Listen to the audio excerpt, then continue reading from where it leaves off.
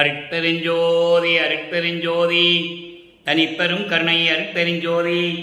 எல்லா உயிர்களும் இன்புற்று வாழ்க, வள்ளல் மலரடி வாழ்க வாழ்க, பொல்லா விரதம் குவளை எல்லாம் ஓங்குக, நல்லோர் நினைத்த நலம் பெறுக, நன்றி நினைத்த எல்லோரும் வாழ்க இசைந்து. உலக மக்களே, அறிவார்ந்த அன்பர்களே, ஆண்மநேய ஒருமைப்பாடுடைய அன்பர்களே, வல்லப்பமான மக்களிய திருவிட்பாவில் 3ஆம் திருமையில் பதிகம் 11 குரி ஆராய்ச்சி. குரி ஆராய்ச்சி என்ற பதிகத்தில் இருக்கின்ற பாடலுடைய விளக்கங்களை பார்த்து கொண்டிருக்கிறோம். குரி ஆராய்ச்சி மொத்தம் 11 பாடல்களை கொண்டது. இதுவரையில் 6 பாடலுடைய விளக்கங்களை நாம் பார்த்திருக்கிறோம். இன்று 7வது பாடலுடைய விளக்கத்தை பார்க்க போகிறோம். இந்த பாடலுடைய விளக்கத்தை பார்ப்பதற்கு முன்னால் ஒரு சிறிய விளக்கம். குரி ஆராய்ச்சி என்பது குறி கேட்க செல்லுவது. அதாவது குறி கேட்க ஏன் சொல்கிறாருன்னா, இந்த பிரபஞ்சம் தோன்றிய காலத்திலிருந்தே சமயங்களும் மதங்களும் மார்க்கங்களும் அதில் கூறப்பட்ட நெறிகளையெல்லாம் பின்பற்றி கொண்டு மக்கள் துன்பப்பட்டு கொண்டிருக்கிறார்கள். குடும்பத்தில் ஏதோ ஒரு பிரச்சனை கஷ்டம் வந்துச்சுன்னா உடனே குறி கேட்க தான் போவாங்க. வல்லற்பமான் ஏன் இந்த பதிகத்திலே இந்த பாடல்களை அருளியிருக்கிறார்கள் என்றால், இவர் மண்ணுலகிற்கு வருவிக்க உற்று, அருட்பெருஞ்சோதி ஆண்டவரால் வருவிக்க உற்று 9 ஆண்டுகள் வரையிலும் தான் யார் என்ற தெரியாத நிலையில் இருந்து கொண்டிருக்கிறார்கள். பிள்ளை பெருமானவர்களுடைய மனநிலை ஒரு நிலையில் இல்லை. அதன் பிறகு 9வது ஆண்டில் இறைவன் ஆட்கொண்ட பிறகு, அருட்பெருஞ்சோதி ஆண்டவர் ஆட்கொண்ட பிறகு அவருடைய மறைப்பு நிலை மட்டும் நீங்குகிறது. என்ன மறைப்பு நிலை என்றால், தான் யார் என்ற தெரியாத நிலையில் இருந்து கொண்டிருந்தார். இப்பொழுது இறைவனால் வருவிக்க உற்றவன் என்ற நிலை மட்டும் அவருக்கு தெரிகிறது. ஏன்னால் இறைவனே வந்து ஆட்கொண்டது. அப்போ அந்த நிலை மட்டும் தான் தெரிகிறது, மீதி எந்த நிலையும் அவருக்கு தெரியாது. அருட்பெருஞ்சோதி ஆண்டவர் மறைந்து விடுகிறார். அப்போ இவர் அந்த காலகட்டங்களில் திருவொற்றியூரில் இருக்கின்ற தியாகராஜ பெருமானை தான் எல்லாரும் வழிபட்டு கொண்டிருந்தார்கள். சமயங்களை சேர்ந்தவர்கள், மதங்களை சேர்ந்தவர்கள், மார்க்கங்களை சேர்ந்தவர்கள் எல்லாருமே திருவொற்றியூருக்கு சென்று இறைவனை வழிபட்டு கொண்டிருந்தார்கள். அந்த காலகட்டங்களில் வல்லப்பமானவர்களும் நாமளும் தியாகராஜ பெருமானை பார்க்க வேண்டும் என்று சொல்லி அங்கே செல்கிறார். அப்போ இவரை பார்த்த உடனே காட்சி கொடுக்கிறார், அப்புறம் மறைந்து விடுகிறார் தியாகராஜ பெருமான். அதன் பிறகு திருவிழா வீதி வரும்போது நமது பிள்ளை பெருமானவர்கள் தெருவிலே நின்று கொண்டிருக்கிறார்கள். திருவிழா வீதி பவனி இப்படிதானே வர வேண்டும், நாமும் பார்க்கலாம் என்று சொல்லி நின்று கொண்டிருக்கும் போது தியாகராஜ பெருமான் தெருவழியாக இவரை திரும்பி பார்க்காமல் ஓடுகிறார். இவரும் பின்னாலே ஓடிய ஓட்டத்தை பிடிக்க முடியவில்லை. பாடல்களில் சொல்லுகிறார், அதெல்லாம் நாம் பார்த்திருக்கிறோம்.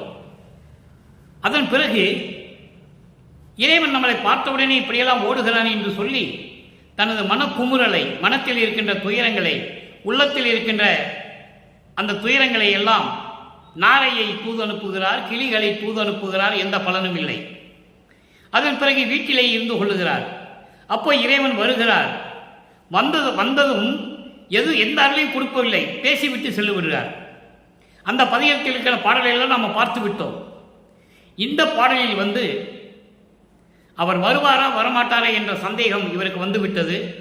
அதனால் உலகியலிலே இருக்கிற மக்கள் எப்படி குறி கேட்க செல்வார்களோ அதுபோல அந்த நிலையில் இருந்து கொண்டு தன் உள்ளத்தில் இருக்கின்ற துயரங்களை எல்லாம் ஒரு குறத்தி பெண்ணிடம் போய் குறி கேட்டு கொள்வது போல இந்த பாடலை நமக்கு அருளியிருக்கிறார்கள்.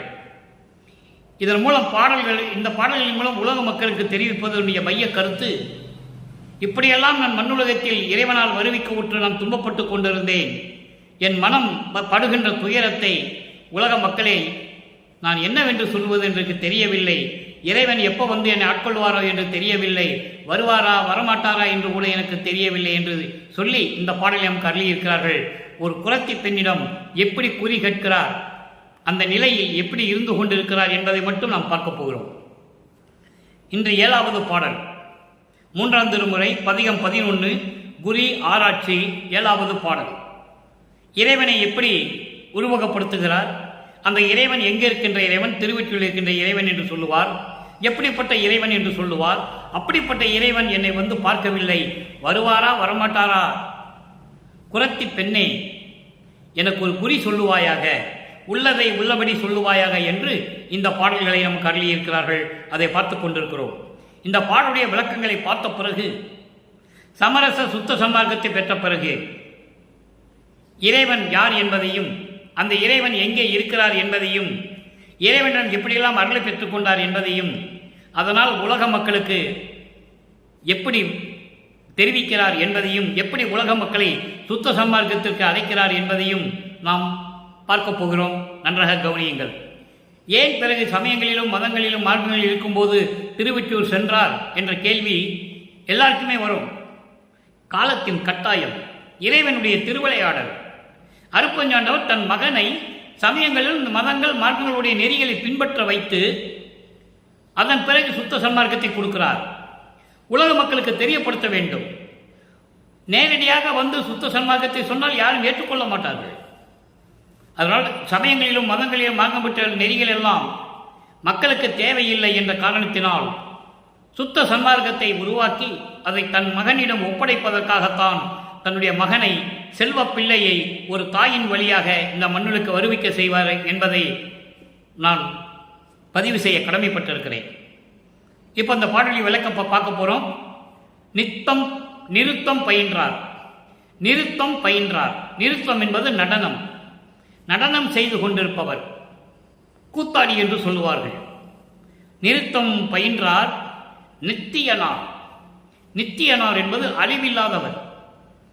நித்தியனார் என்பது அழிவில்லாதவர். நேச மனத்தார், அன்பான உள்ளம் கொண்டவர். நேசம் என அன்பு, அன்பான உள்ளம் கொண்டவர்.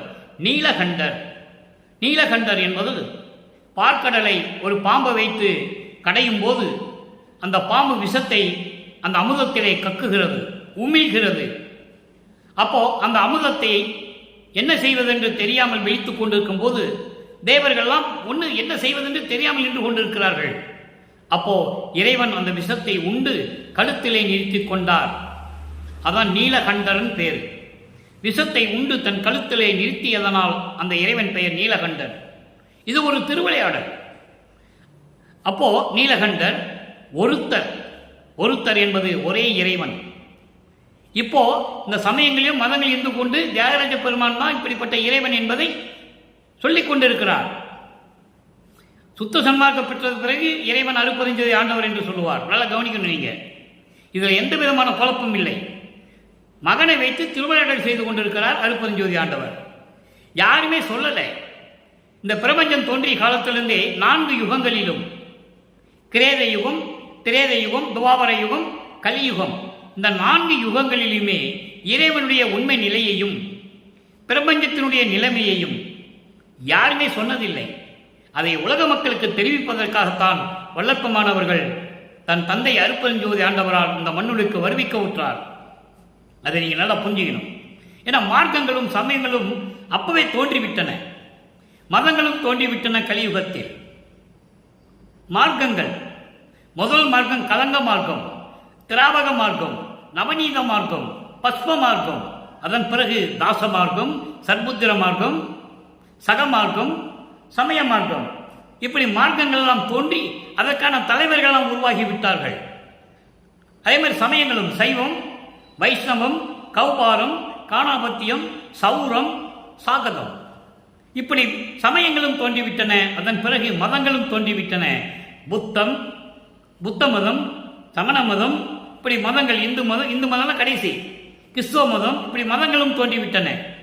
இவர்கள் எல்லாம் இந்த மதங்களின் தலைவர்கள், சமயங்களுடைய தலைவர்கள், மார்க்கங்களுடைய தலைவர்கள் எல்லாம் பல வடிவங்களிலே இறைவனை உருவகம் செய்து அதற்கேற்றபடி வழிபாடு செய்வதற்காக ஆலயங்களை அமைத்து, வழிபாட்டு முறைகளை அமைத்து மக்களை வழிபட செய்து விட்டார்கள் என்பதை நமது இறைவன் வல்லப்பமானவர்கள் தெளிவாக திருவுருட்பாவிலே அருளி இருக்கிறார்கள். இதை யாரும் மறுக்க முடியாது, யாரும் மறுக்க முடியாது. திருவுருட்பாவிலே உண்டு. அப்படிப்பட்ட இறைவன் ஒருத்தர் என்று சொல்லுகிறார். அதே ஒரு இறைவனை ஒருத்தர் என்று அருட்பெருஞ்சோதி என்று சொல்லுவார். சுத்த சன்மார்க்கம் வரும்போது திருவாள் ஒற்றியூர், ஒற்றியனார், திருவொற்றியூரிலே அருளோடு விளங்கிக் கொண்டிருப்பவர் திருவாள் ஒற்றியனார். திருவொற்றியூர் என்னும் நகரிலே அருளோடு விளங்கிக் கொண்டிருப்பவர் உம்பர் அறியார் என் கணவர். தன்னை தலைவியாகவும் இறைவனை தலைவனாகவும் வர்ணனை செய்து அந்த காதலனோடு காதலை எப்படியாவது சேர்ந்து விட வேண்டும் என்ற நோக்கத்தில் இருந்ததனால் இறைவனை கணவர் என்று சொல்லுகிறார். வேறு எந்த குழப்பமும் இதில் இல்லை. தன்னை பெண்ணாக உருவப்படுத்தியதனால் கணவர் என்று சொல்லுகிறார். மாலையிட்டார் என்று சொல்லுவார். ஆட்கொண்டதை மாலையிட்டார் என்று சொல்லுவார். மனம் புரிந்தார் என்று சொல்லுவார். நல்லா புரிஞ்சுக்கணும் நீங்க. அப்படி உம்பர் அறியா என் கணவர். உம்பர் என்பது தேவர்கள். தேவர்கள் அறிய முடியாத என் கணவர் என்று சொல்லுகிறார். தேவர்கள் அறிய முடியாத கணவர் என்பதற்கு இந்த இடத்திலே ஒரு சில உதாரணங்கள் சொல்ல வேண்டியிருக்கிறது. 1ஆம் திருமுறையிலே மகாதேவ மாலையிலே 5வது பதிகம், மகாதேவ மாலையிலே 60வது பாடல். உருத்திர நாரணர் பிரம்மர் விண்ணோர் வேந்தர். விண்ணோர் வேந்தன் என்பவன் இறைவன், இந்திரன். விண்ணோர் வேந்தர் உருகருடர் காந்தரவர் இயக்கர் போதர் மருத்துவர் யோகியர் சித்தர் முனிவர் மற்றை வானவர்கள் முதலாம் மனத்தால் தேடி.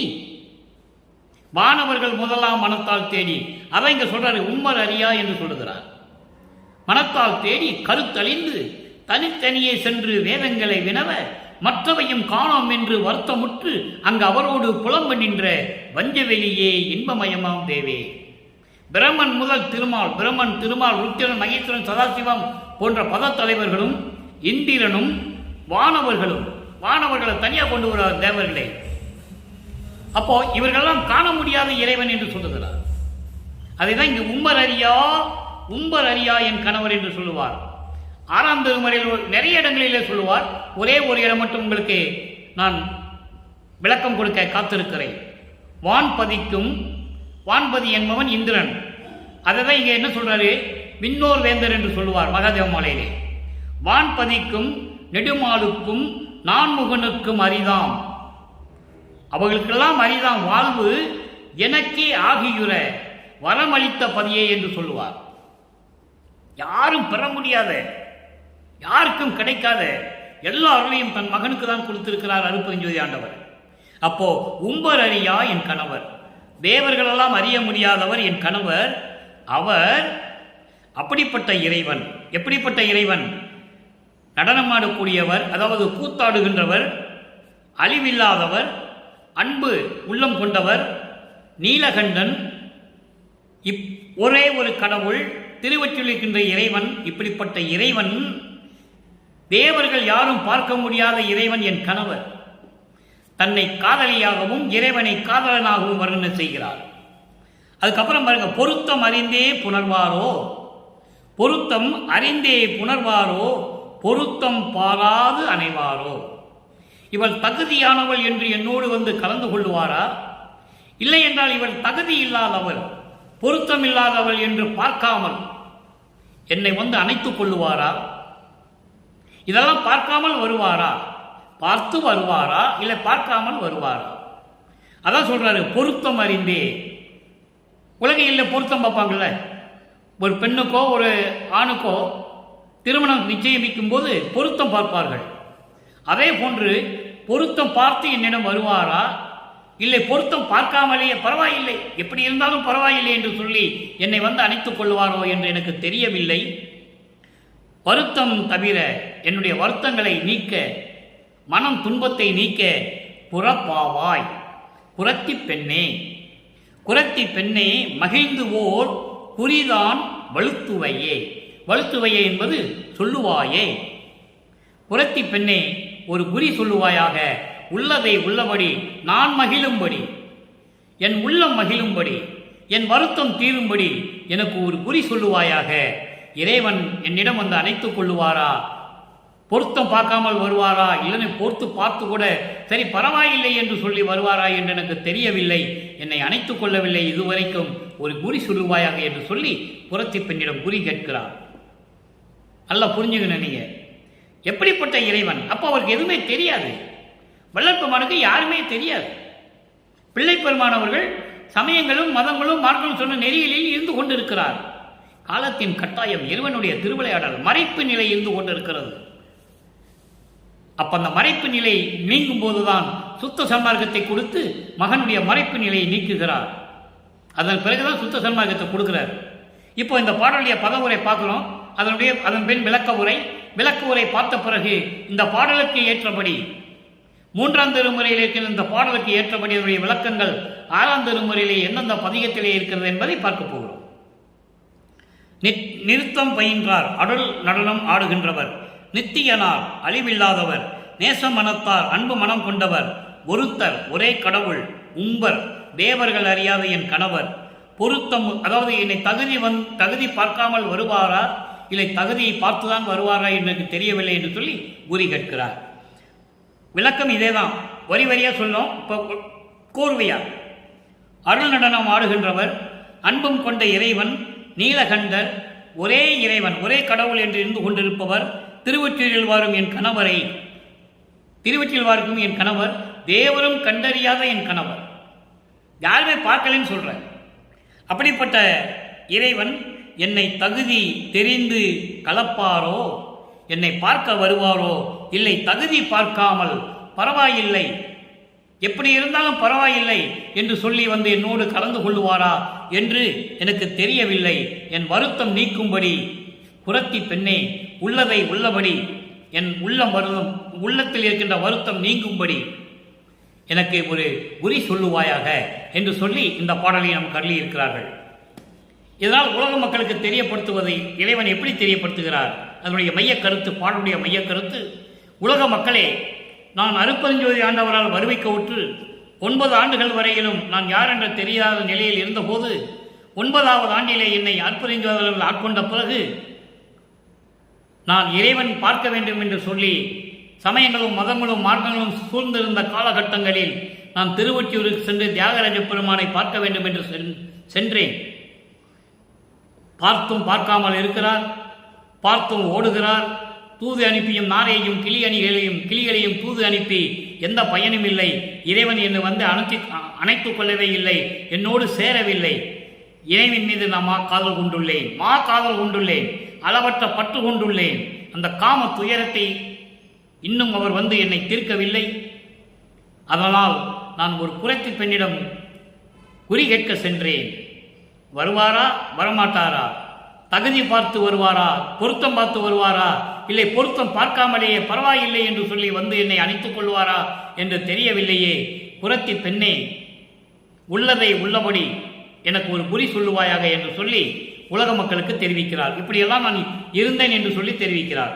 அதன் பிறகு சமரச சுத்த சன்மார்க்கத்தை பெற்ற பிறகு இறைவன் எங்கே இருக்கின்ற இறைவன் மீது எப்படியெல்லாம் வேண்டுகோள் வைக்கிறார், இறைவனோடு சேர்ந்து எப்படி கலந்து கொள்ளுகிறார், ஏன் இந்த விளக்கம் தர வேண்டியிருக்கிறது என்றால், 3ஆம் திருமுறையில் இருக்கின்ற பாடல்களிலே இறைவனை பார்க்கவில்லையே என்று சொல்லுவார். அப்போ இறைவனை எப்ப பார்த்தாருன்னு உலக மக்களுக்கு தெரிவிக்கணும். சுத்த சன்மார்க்கத்தை பெற்ற பிறகு இறைவனை எங்க பார்த்தார், எப்படி கலந்து கொண்டார், இறைவனிடம் எப்படியெல்லாம் அருளை பெற்றுக் கொண்டார், இறுதியில் எப்படி இவர் இறைவனானார் உலக மக்களுக்கு சொல்லணும்ல. ஏன்னா இதுவரைக்கும் வள்ளற்பெருமானை அவருடைய நிலையை, கடவுள் நிலையை உலக மக்களுக்கு யாருமே சொல்லவில்லை. அப்போ அவர் பாடல்களிலே தெரிவிப்பதை பாடல்களின் மூலமாக நான் உங்களுக்கு விளக்கி சொல்லிக் கொண்டிருக்கிறேன். இறைவனுடைய தயவாலையும் கருணையாலையும் விளக்கங்களை பெற்றுக்கொண்டு இந்த வள்ளலார் ஊழியன் அந்த விளக்கங்களை உங்களுக்கு கூறிக்கொண்டிருக்கிறேன். 6ஆம் திருமுறை 21 சுத்த சன்மார்க்க வேண்டுகோள் 7வது பாடல். 3ஆம் திருமுறையிலே பார்த்த 7வது பாடலுக்கு இங்கே விளக்கம் இருக்கிறது. இறைவனிடம் எப்படி வேண்டுகோள் வைக்கிறார், அங்கே மனம் வருத்தப்படுவார். வருவாரா வரலையா தெரியல, அணைத்துக் கொள்ளுவாரா அணைத்துக் கொள்ள மாட்டார் என்று தெரியவில்லை. குறைத்த பெண்ணிட்டு போய் குறி கேட்கிறாரு. இந்த நிலைகளெல்லாம் மாறிவிட்டது, காலங்கள் கடந்து விட்டது. சுத்த சன்மார்க்கம் வாங்கியாச்சு. சுத்த சன்மார்க்கத்துக்குள்ள என்ட்ரி ஆகிறார். உள்ள நுழையும் போது இறைவனிடம் விண்ணப்பம் வைக்கிறார். சுத்த சன்மார்க்க வேண்டுகோள் 7வது பாடல். அம்மா இறைவனை தாய் என்று சொல்லுகிறார். பல இடங்களிலே சொல்லுவார். இறைவனை அம்மா என்று சொல்லுவார், அப்பா என்று சொல்லுவார், அண்ணலே என்று சொல்லுவார், ஐயா என்று சொல்லுவார். அப்படி அம்மா என்று சொல்லுகிறார் இறைவனை. என் தாயே, நீயே என் தந்தை அருளுடையாய், என்னை நேர்ந்து பெற்ற தாயே என்று சொல்லுவார். என்னை ஈன்றவளே என்று சொல்லுவார். எனக்கு இனிய அமுது கொடுத்த நல்ல தாயே என்று சொல்லுவார். அகவலில் நிறைய வரும். அப்போ நான் வேண்டுதல் கேட்டு அருள் புரிதல் வேண்டும். ஆணவம் ஆதியம் முழுதும் அறுத்து நிற்றல் வேண்டும். நான் என்ன சொல்றேனோ அதை நீ கேட்டு அருளை கொடுத்துடணும். ஏன்னா நீ தான் என்னை வருவிக்க செய்தாய். நான் வந்தேன், சமயங்களிலும் மதங்களிலும் இருக்க சொன்னேன், இருந்தேன். விட்டுட்டு வான்னு சொல்லி சுத்த சன்மார்க்கத்தை கொடுத்துட்டேன், நானும் வாங்கிக்கிட்டேன். அப்போ நான் விண்ணப்பம் வைக்கிறேன், நான் கேட்டதெல்லாம் நீ கொடுத்துடணும். நியாயம் தானே, தானே தர்மம். அப்போ கேட்குறாரு, ஆணவம் ஆதியம் முழுதும். ஆணவம் முதல் ஆணவம், கண்மம், மாயை, மாமாயை, துரோதை, இந்த 5 மலங்களும் அறுத்து நிற்றல் வேண்டும். எல்லாவற்றையும் நீக்கி சுத்தமாக நான் இருக்க வேண்டும். இம்மாலை தத்துவங்கள் எல்லாம் என் வசத்தை இயங்கி ஒரு தீமையும் இல்லாது இருத்தல் வேண்டும். தத்துவங்கள் 36 தத்துவங்கள், 60 தத்துவிகள், மொத்தம் 96. ஆன்ம தத்துவம் 24. அந்த ஆன்ம தத்துவம் தான் பிரம்ம தத்துவம் என்று சொல்லுவார்கள். இதுக்கெல்லாம் பேர் வச்சதே அருட்பெருஞ்சோதி தான். பேர் வச்சு ஒரு பிரம்மனை உருவாக்கி அவனுக்கு ஒரு உலகத்தை கொடுத்து அவனுக்கு படைக்கும் தொழிலை கொடுத்தது அருட்பெருஞ்சோதி ஆண்டவர். திருவருட்பாவிலே உண்டு 24 தத்துவங்கள், ஆன்ம தத்துவங்கள். 7 விஷ்ணு தத்துவம், திருமால் தத்துவம் என்று சொல்லுவார்கள். 7 தத்துவங்கள். சிவ தத்துவம் 5. இப்படி 36 தத்துவங்கள், 60 தத்துவிகள். இந்த மாயைகளையும் மயக்கங்களும் கொண்ட இந்த தத்துவங்களை எல்லாம் என் வசத்தே இயங்கி, நல்லா கவனிக்கணும் நீங்க, இந்த எல்லா தத்துவங்களையும் என் வசத்தை இயங்கி ஒரு தீமையும் இல்லாது, ஒரு குற்றமும் கூட இல்லாது இருத்தல் வேண்டும். இங்க விண்ணப்பம் வச்சுட்டாரு. அட்டகத்தில் சொல்லுவார் அருட்பெருஞ்சோதி அட்டகத்தில், தத்துவங்களை தனித்தனியாக கடந்தேன் சொல்லிட்டாரா.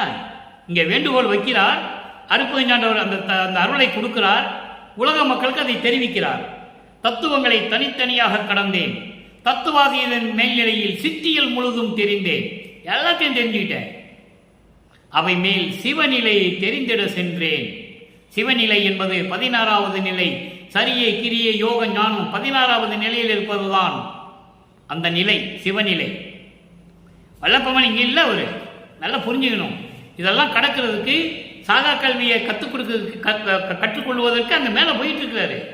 இங்கே எல்லாம் இருக்கிறவங்கெல்லாம் உலகில் என்ன சொல்லுவாங்க, எங்கேயோ போனார், எங்கே போனார்னு தெரியல. நல்லா புரிஞ்சுக்கணும் நீங்க. அப்போ ஒரு சாதாரண மனிதனாகவே நினைத்து கொண்டிருந்தார்கள் வல்லற்பமானை. அவர் என்ன சொல்றாரு, நான் அண்டங்களுக்கு அண்டால் போய்கிட்டு இருக்கேன்னு சொல்றாரு பாடல்ல. அப்போ தத்துவங்களை கடந்து அந்த தத்துவங்கள் எல்லாம் இயங்குமாறு ஒரு குற்றமும் இல்லாத கூட இருத்தல் வேண்டும். அடுத்து எம்மான் எம் பெருமானை, என் தந்தையே, நான் வேண்டுதல் வேண்டாமை அறல் வேண்டும்.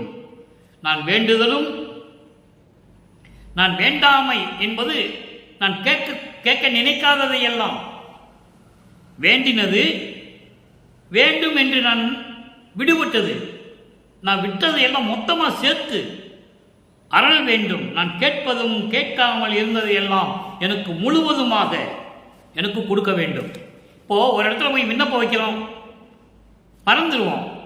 அந்த மறந்தது கூட எனக்கு கொடுத்துடணுன்றது. அதான் வேண்டுதல் வேண்டாமை அறல் வேண்டும். நான் கேட்டதும் சரி, கேட்காம விடுபட்டதும் சரி, எல்லாத்தையும் மொத்தமாக சேர்த்து எனக்கு அருள வேண்டும். ஏக சிவபோக அனுபோகம் உரல் வேண்டும். ஏக சிவபோகம் அனுபோகம் உரல் வேண்டும். சுத்த சிவ பேரானந்தம், சுத்த சிவ பேரானந்தம், அந்த அனுபவம் இருக்கிறதே, அது நிலையாக இருக்க வேண்டும், என்னிடம் வர வேண்டும். தம்மான திருவடிவில் எந்தாயும் நானும் சார்ந்து கலந்து ஓங்குகின்ற தன்மையும் வேண்டுவனே. தன்மான திருவடிவு என்னது? இறைவனுடைய தன்மான திருவடிவு. அருட்பெருஞ்சானுடைய தன்மான திருவடிவு என்னது? முத்தேகத்தை கொண்டது, தத்துவங்களை வென்றது, இப்படியெல்லாம் நிறைய இருக்கு இல்லையா?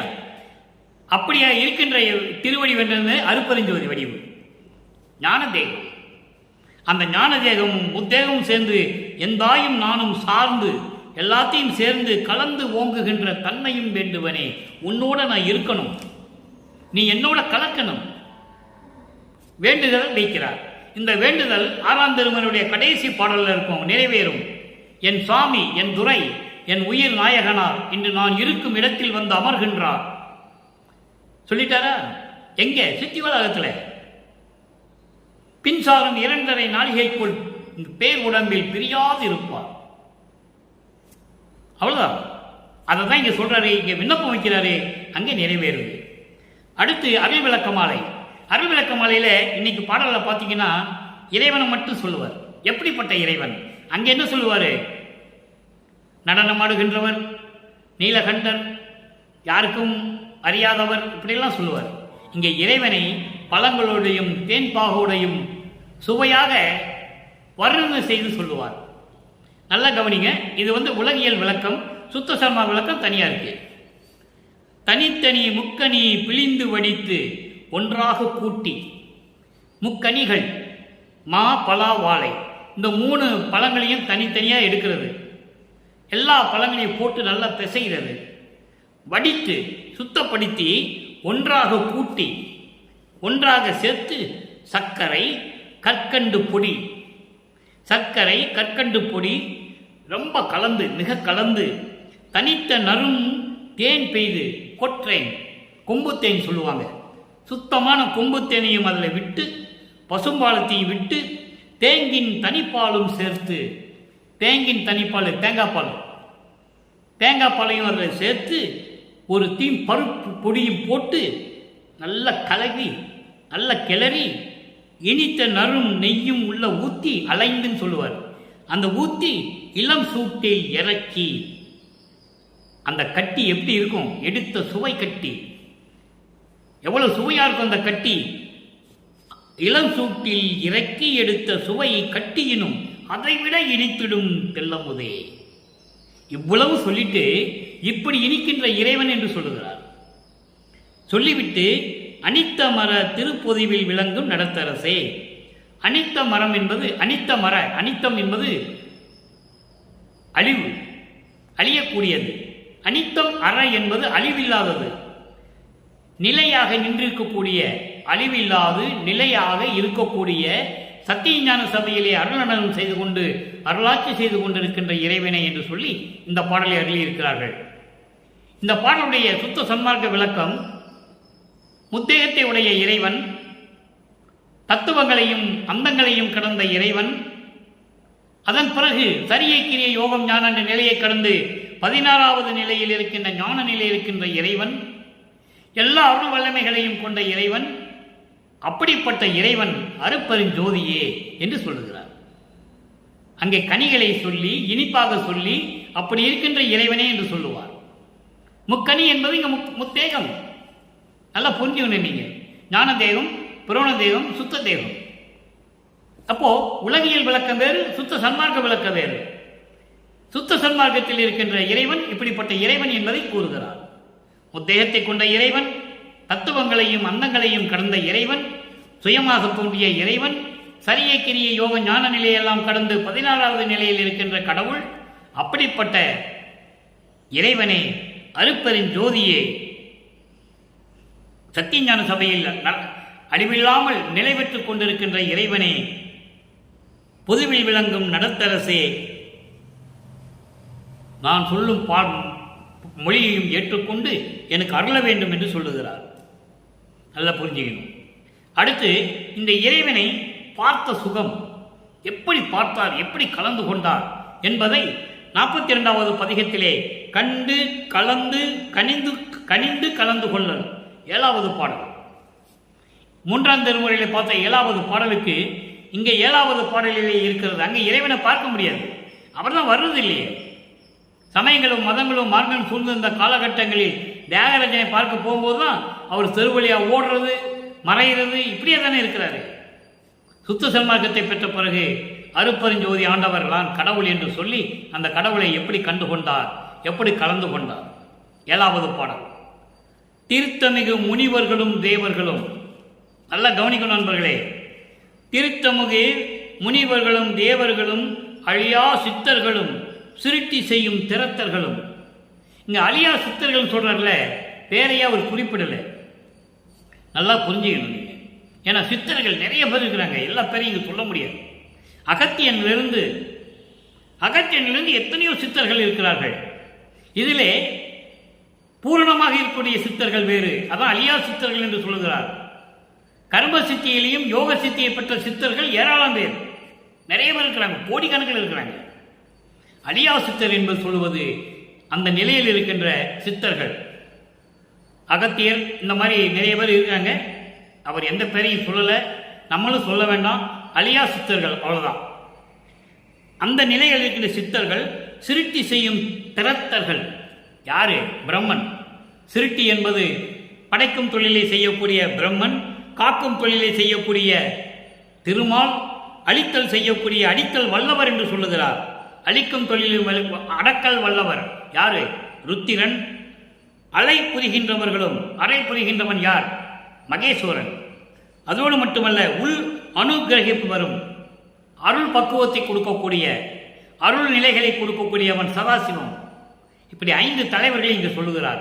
அதாவது முனிவர்கள், தேவர்கள், சித்தர்கள், பிரம்மன், திருமால், ருத்திரன், மகேஸ்வரன், சதாசிவம் இவர்கள் எல்லாரும் பொறுத்து மற்ற சக்திகளும் சத்தர்களும் அங்கு உள்ள கொண்டு வரார். சத்தர்கள் சக்திகள் எல்லாம் பொருள் எதுவோ என தேடி போக, பொருள் எதுவோ என தேடி போக, பொருள் என்பது கடவுள், கடவுள் யார் என்று தெரியாமல் இருக்கவேன்னு சொல்லி கடவுளை தேடி போகிறார்கள். எவ்வளவு அற்புதமான பாடல் என்பதை கவனிக்கணும். அப்போ இந்த பிரபஞ்சத்தில் அருட்பெருஞ்சோதி ஆண்டவரை யாருமே பார்க்கவில்லை. நல்லா நீங்க புரிஞ்சுக்கணும். அருட்பெருஞ்சோதி ஆண்டவரை யாருமே பார்க்கல. யாரு? முனிவர்கள், தேவர்கள், சித்தர்கள், பிரம்மன், திருமால், ருத்திரன், மகேஸ்வரன், சதாசிவம், சத்தர்கள், சக்திகள். நான் அடிக்கடி சொல்லுவதுண்டு இந்த நிலையை. ஏனென்றால் இறைவன் யாருமே பார்க்க முடியவில்லை. இறைவனை தேடி செல்லுகிறார்கள். அவரவர் தம் கருத்தில் ஒளித்திருக்கின்ற கல்வனை, அப்படிப்பட்ட இறைவனை உள்ளத்தில் தான் நினைக்கிறாங்க. இறைவன் எப்படி இருப்பான்னு யாருக்கு தெரியாது. அந்த மறைப்பு நிலையில் எல்லாருக்கும் ஒரு மறைப்பை கொடுக்கக்கூடிய ஒரு திருடனை, கல்வன் என்றால் திருடன், இறைவனை திருடன் என்று சொல்கிறார். ஏனென்றால் ஒளிந்து கொண்டிருக்கிறார். ஒளிந்து கொண்டாலே அவன் திருடன் என்று சொல்லுகிறார். சிறு பிள்ளைங்கள் ஒளிஞ்சு ஒளிஞ்சு விளையாடுவாங்க. திருடன் போலீஸ்னு விளையாடுவாங்க, இப்படியெல்லாம் விளையாடுவாங்க. அதுபோல ஒரு திருடன் போல ஒளிந்து கொண்டிருக்கிறான் இறைவன், யாருமே பார்க்க முடியவில்லை. அப்படிப்பட்ட இறைவனை என் கண்ணால் கண்டுகொண்டேன். எவ்வளவு அருமையா சொல்றாரு நீங்க புரிஞ்சுக்கணும். அதாவது யாருமே பார்க்க முடியாத இறைவன், அளவு இறந்த நெடுங்காலம் சித்தர், யோகர், முனிவர் யாராக இருந்தால் சரி, அறிஞர், அயன் மலர், மலர் அயன் என்று சொல்லுவார். எதை? பிரம்மனை. செந்தாமரை மலர்கின்ற பிரம்மன். இது மகாதேவ மாலையில் வரும். அளவு கடந்த சித்தர், யோகர் எல்லாம் இவங்கெல்லாம் என்ன பண்றாங்களாம்? களவு இறந்தும் கருணாதி இறந்தும் செய்யும் கடும் தவத்தும் காண்பரிதாம் கடவுளாகி. அருமையா சொல்லுவாரு. களவு இறந்தென்றால் என்ன? எல்லா குற்றங்களையும் தீமைகளையும் விட்டுவிட்டு கடும் தவம் செய்கிறார்கள். இறைவனை எப்படியாவது பார்க்க வேண்டும் என்று பார்க்க முடியவில்லை. கடும் தவம் இருந்தும் காண்பரிதாம் கடவுளாகி. இது மகாதேவ மலையிலே சொல்லுவார், 1ஆம் திருமுறையிலே சொல்லுவார். அப்படிப்பட்ட இறைவன் அதங்கே சொல்றாரு, யாருமே பார்க்க முடியாத இறைவன். கடவுள் எப்படி இருப்பார் என்று இவங்கெல்லாம் தேடி போறாங்க கடவுளை பார்க்கறதுக்கு. பார்க்க முடியலையே, பார்க்கறதுக்கு தகுதி இல்லையே அவங்களுக்கு. அப்படிப்பட்ட இறைவனை, அந்த திருடனை, ஒளிந்து கொண்டிருக்கின்ற திருடனை என் கண்ணால் கண்டுகொண்டேன், கனிந்து கொண்டேன், கண்டுகொண்டேன், பேரன்பு கொண்டேன், கலந்து கொண்டேன், கலித்தே பேரின்பமாக இருக்கிறேன் என்று சொல்லுகிறார். இவ்வளவு அற்புதமான பாடல் பாருங்க. இதெல்லாம் நீங்க புரிஞ்சுக்கணும் மக்களே. இறைவன் யார் என்ற நிலையை நீங்கள் புரிந்து கொள்ள வேண்டும். அடுத்து பாருங்க, இன்னொரு விளக்கம் இருக்கு, அற்புதமான விளக்கம். 53வது பதிகம், திரு அருள் பெருமை, 7வது பாடல். இறைவனுடைய அருள் எப்படி இருக்கும், அதனுடைய பெருமையை உலக மக்களுக்கு சொல்ல வேண்டும் என்றல்லவா. சுத்த சமார்க்கத்தை பெற்ற பிறகுதான் இவ்வளவு விளக்கம் வருகிறது. நல்லா புரிஞ்சுக்கணும் நீங்க. ஏன்னா பேருபதேசம் பண்ணும்போதே, சன்மார்க்க கொடி கட்டி பேருபதேசம் பண்ணும்போதே இறைவன் வல்லப்பமான் சொல்லுவாரு, உலக மக்களே, உண்மையான கடவுள் யார் என்று தெரியாமல் இருக்கிறீர்களே, அறியாமல் இருக்கிறீர்களே, உங்களை நினைத்து நான் வருந்துகிறேன் என்று சொல்லுவார். இறைவனை அப்படி சொல்லுவார். நான் அந்த சமயங்களிலும் மதங்களிலும் மார்களை பற்று கொண்டிருந்த போது அற்ப அறிவாக இருந்தது எனக்கு. அற்ப அறிவு என்ன? மறைப்பு நிலைன்னு சொல்றார். மறைப்பு நிலைன்னா மக்களுக்கு புரியாது, அதனால் அற்ப அறிவாக இருந்தது என்று சொல்லுகிறார். நீங்க நல்லா புரிஞ்சுக்கணும். இதை மக்களுக்கு விலைக்கு சொல்ல வேண்டும். யாரும் சொன்னதில்லை. அறிவில்லைன்னு சொல்லிட்டு போயிட்டாரு தான் சொல்லுவாங்களே தவிர, இறைவனால் திருவிளையாடல், இறைவனுடைய திருவிளையாடல், அருட்பெருஞ்சோதியினுடைய திருவிளையாடலால் எனக்கு மறைப்பு நிலை இருந்தது என்று சொல்ல வேண்டும். அற்பறிவு என்று சொல்லவே கூடாது.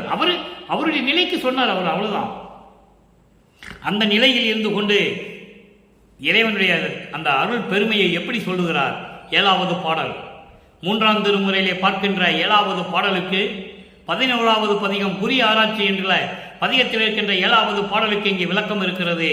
எப்படி இறைவன் திண்மையே, இறைவன் எப்படி சொல்றாரு? திண்மையே, திண்மையே முதல் ஐங்குணம் கருவாய செல்வமே, நல்வழி காட்டும் கண்ணையே, கண்ணை கலந்த என் கண்ணே, கண்ணுரை இயந்த நற்கருத்தே, உண்மையே, எல்லாம் உடைய ஓர் தலைமை, ஒரு தனி தெய்வமே, உளவாத வன்மையே என்றேன்.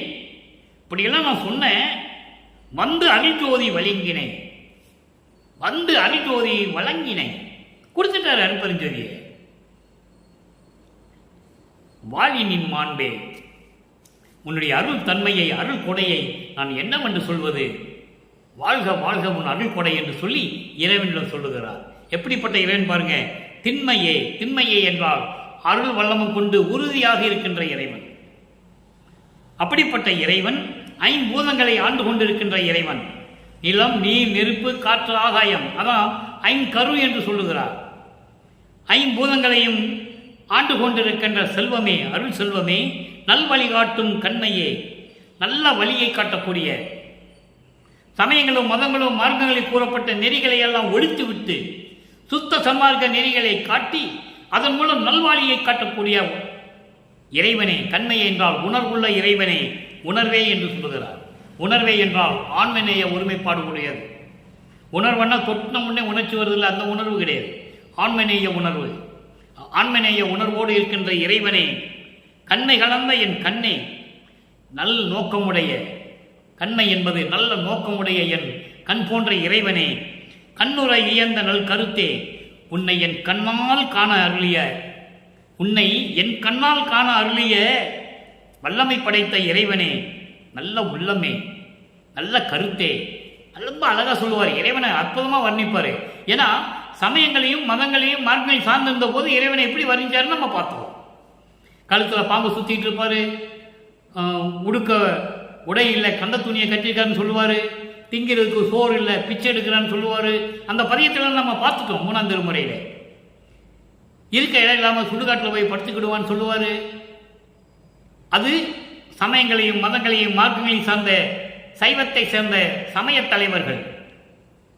நீங்க அருட்பெருஞ்சோதியை சொல்லும்போது எப்படி சொல்றாரு பாருங்க, வித்தியாசத்தை நீங்க பார்க்கணும். அதுக்காக தான் நமக்கு அருளி இருக்கிறார்கள் இறைவன்.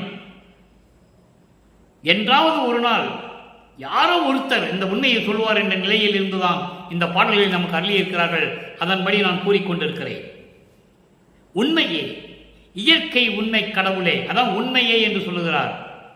பொய் இல்லாதது, அது உலகியல் விளக்கம். இங்கே உண்மையே என்பது இயற்கை உண்மையின் விளக்க கடவுள் அருட்பெருஞ்சோதியே, எல்லாம் உடைய ஒரு தலைமை, எல்லா அருள்களையும் கொண்டு சுத்த சன்மார்க்கத்தை தலைமையாக ஏற்றுக்கொண்டிருக்கின்ற இறைவன். சுத்த சன்மார்க்க தலைவன் யார்? அருட்பெருஞ்சோதி. வல்லப்ப மகள் பொதுச் செயலாளர், செயலாற்றுகின்றவர். தந்தை என்ன சொல்றாரோ அதை செயலாற்றுகிறார். அதன்படி ஒரு தனி தெய்வமே, யாரிடம் ஒப்பிட முடியாத தன்னிகர் இல்லாத ஒரு தெய்வம் அருட்பெருஞ்சோதி. ஆதியும் அந்தமில்லா தோன்றிய இறைவன் அருட்பெருஞ்சோதி. உளவா வன்னையே, உளவா வன்னையே எப்படி சொல்ற பாருங்க. என்றும் எடுக்க எடுக்க குறையாத, அழியாத, அருள் கொண்ட, அருள் கொடை கொண்ட இறைவனை, அதான் வன்னையே என்று சொல்லுகிறார். இப்படியெல்லாம் உன்னை நான் அழைத்தேன் என்றேன், இப்படியெல்லாம் நான் சொன்னேன், உடனே வந்துட்டேன். வந்து அருள்ஜோதி வழங்கினை, உடனே எனக்கு அருள்ஜோதி கொடுத்துட்ட. வாழினின் மாண்பே, வாழ்க உன் அருள் கொடை, வாழ்க உன் அருள் வல்லமம் என்று சொல்லி இறைவனிடம் சொல்லுகிறார். சரி, இதெல்லாம் பண்ணியாச்சு. இறைவனை பார்த்துட்டாரு, கலந்துட்டாரு, அருளை பெற்றுக்கொண்டார், இறைவன் ஆகிவிட்டார், எல்லாம் சொல்லியாச்சு. அடுத்து உலக மக்களுக்கு செய்தியை சொல்லணும். உலக மக்களை கூப்பிடணும்ல, சொல்லணும்ல.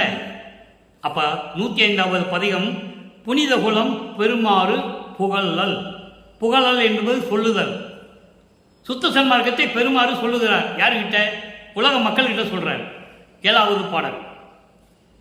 நரை மரண மூப்பு அறியா, நரை மரண மூப்பு அறியா நல்ல உடம்பினரே நற்குலத்தார் என அறியீர் நான் நிலத்தீர். சுத்த சன்மார்க்கத்தை சேர்ந்தவனுக்கு தான் இது கிடையாது. நரை கிடையாது, மூப்பு கிடையாது, மரணம் கிடையாது, ஒன்றும் கிடையாது. அப்போ அவன் மரணமில்லா பெருவாழ்வில் இருந்து கொண்டிருக்கின்றவன், என்றும் இளமையாக இருக்கக்கூடியவன்.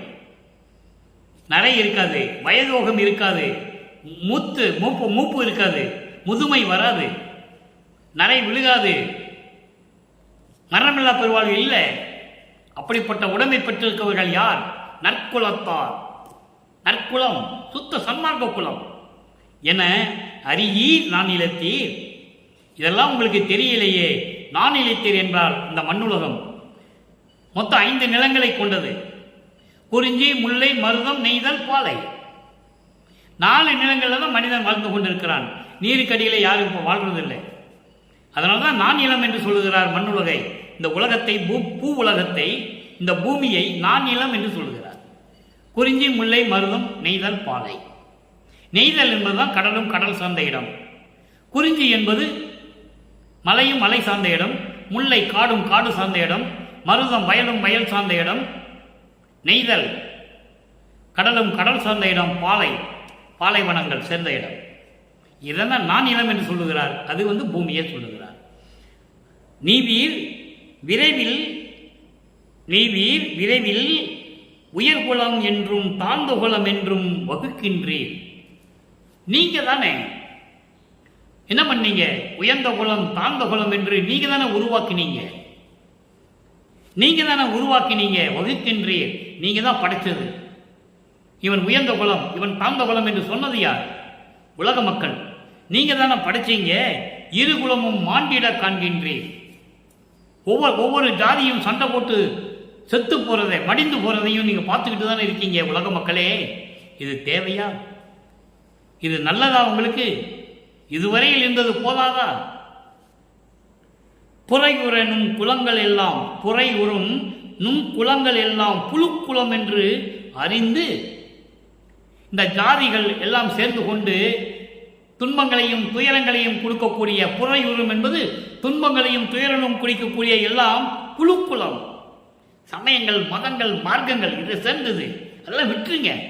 இதெல்லாம் தெரிஞ்சுக்கிட்டு தான் என அறிந்தே, இதெல்லாம் தெரிஞ்சுக்கிட்டு தான் புத்தமுதம் உண்டு ஓங்கும் புனித குலம் பெறவே புத்தமுதம் உண்டு. துன்பங்களையும் துயரங்களையும் தான் இதுவரைக்கும் அனுபவிச்சுட்டு இருந்தீங்க. புத்தமுதம் உண்டு, இப்பவும் பேரின்பமாக இருப்பதற்காக புனித குலம் பெறவே, சுத்த சன்மார்க்கத்தை நீங்கள் பெற வேண்டும் என்பதற்காகவே உரை பெறும் என் தனித்தந்தை வருகின்ற தருணம் வந்துவிட்டது. அருட்பெருஞ்சோதி வருகின்ற தருணம் வந்துவிட்டது. உலக மக்களே, அவருக்கு தெரிஞ்சுதான் வராரு. இந்த சமயங்களையும் மதங்களையும் மார்க்கங்களையும் பின்பற்றிக் கொண்டு ஜாதிகளிலே சண்டையிட்டுக் கொண்டு மாண்டு போனீர்கள், இறந்து போனீர்கள். அதை பார்த்துக்கிட்டு தானே இருக்கீங்க உலக மக்களே. அதெல்லாம் வேண்டாம். இதெல்லாம் தெரிஞ்சுக்கிட்டு தான் சுத்த சன்மார்க்கத்தினுடைய தலைவன் அருட்பெருஞ்சோதி ஆண்டவர் உங்களுக்கு சுத்த சன்மார்க்கத்தை கொடுப்பதற்காக வருகின்ற நேரம் வந்துவிட்டது. நீங்களும் பாருங்கள். இவன் முற்றிடுவீர். இவன் என்றால் இப்பொழுது இங்கே விரைந்து, இனிமேல் நீங்க கால தாமதமே செய்யக்கூடாது. உற்றிடுவீர் விரைந்தே.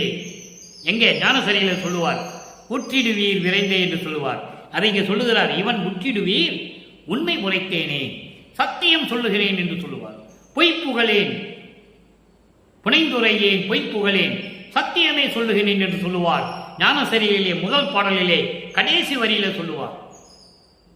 அப்போ சுத்த சன்மார்க்கத்தை பெற்றுக்கொண்டு இன்பமாக நீங்க வாழ வேண்டும் உலக மக்களே. அதற்காகவே இறைவன் வந்து கொண்டிருக்கிறார். நான் சத்தியம் செய்கிறேன், சத்தியம் சொல்லுகிறேன், இதை சொல்லுவதற்காகத்தான் நான் வருவிக்க விட்டேன் என்று சொல்லுவார்.